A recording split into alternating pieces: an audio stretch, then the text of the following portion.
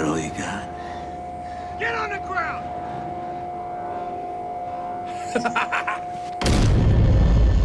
An interesting fact, actor Raymond Cruz, who plays the role of Tuco Salamanca, himself asked to kill his character in the series, and the reason is his wife, C. Cruz.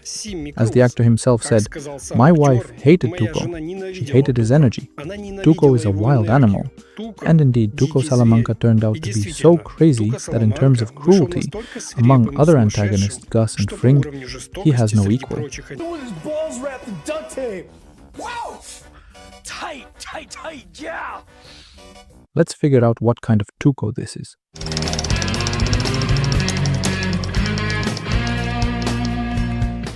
Tuco Salamanca is one of the key members of the Mexican drug cartel and a member of the Salamanca crime clan, the Vospitanik of old Hector Salamanca, one of the founders of the cartel.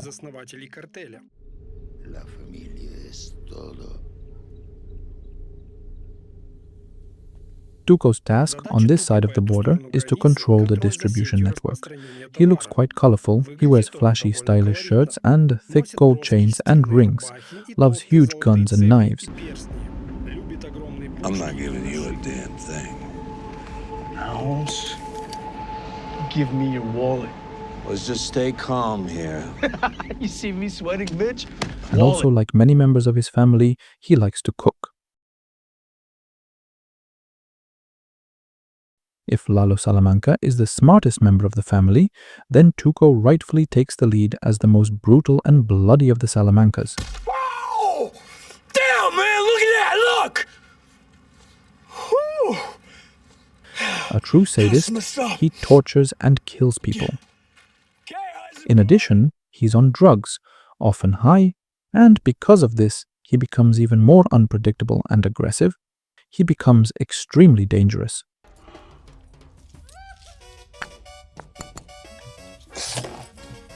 Impossible.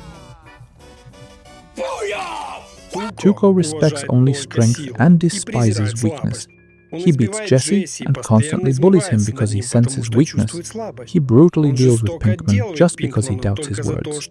However, he does nothing to Walter White, even after he blows up his office. It's not meth.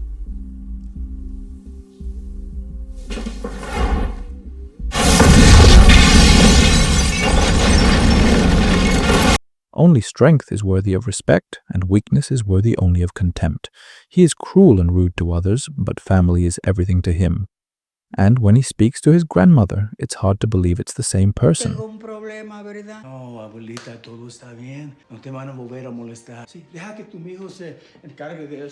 He is a caring and attentive grandson.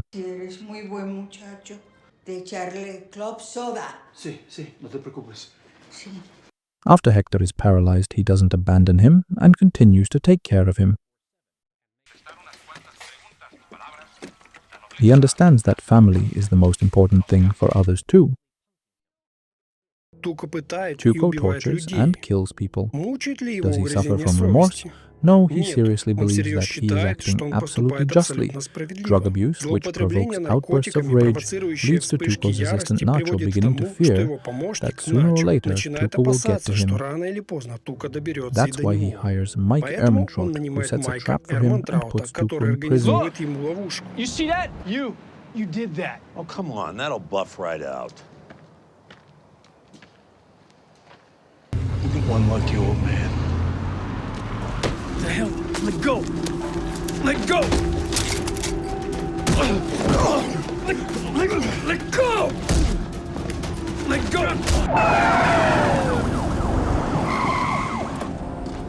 Hands to hands! Hands up! Now! On the ground!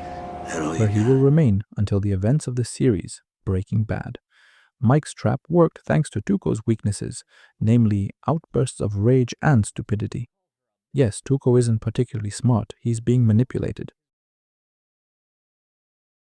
What about the lawyer? He's giving respect. Okay. You might ask, how can a person of such little intelligence as Tuco be able to manage an entire branch of the cartel's drug network? And there are three reasons for this. The first is a tendency towards business relationships.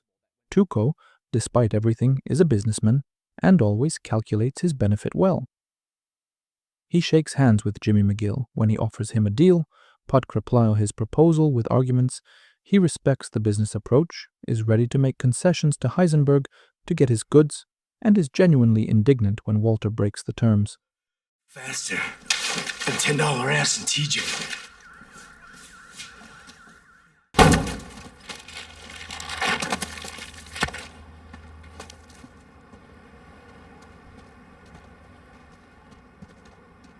The second reason is fear.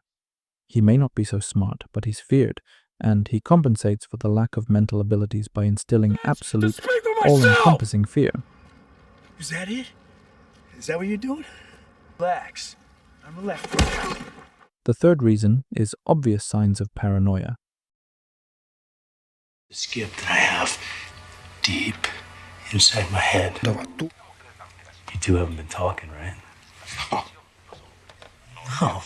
He suspects everyone and everyone of betrayal, which is why no one can replace him. Even a hint of treason can provoke him. He suspects even his closest assistants. So, who is Tuco really? I'll read you a small piece, you try to guess who it's about. When meeting him one-on-one, you can't turn around, run away, make any sudden movements, or look into his eyes. When they stand and look each other in the eyes, it's about who can outstare whom. That's who wins, actually. But believe me, you won't outstare him. Adrenaline will be released, and when you look him in the eyes, he'll sense it immediately, and there will be an instant attack. I think you've already guessed who it's about. These are recommendations from a specialist on how to avoid an animal attack, namely a dog. Now, let's look at this absolutely brilliant scene for character development.